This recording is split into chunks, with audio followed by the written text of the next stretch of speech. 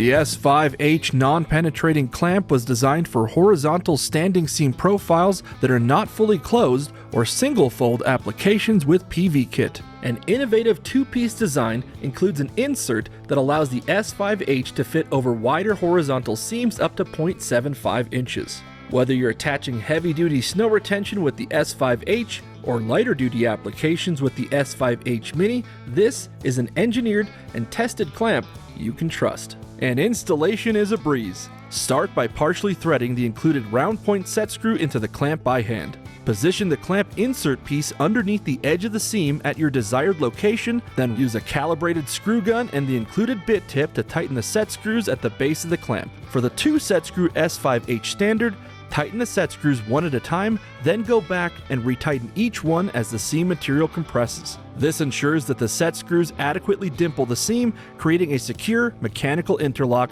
that won't penetrate it. Now you're all set to attach auxiliary items to the clamp using an M8 bolt.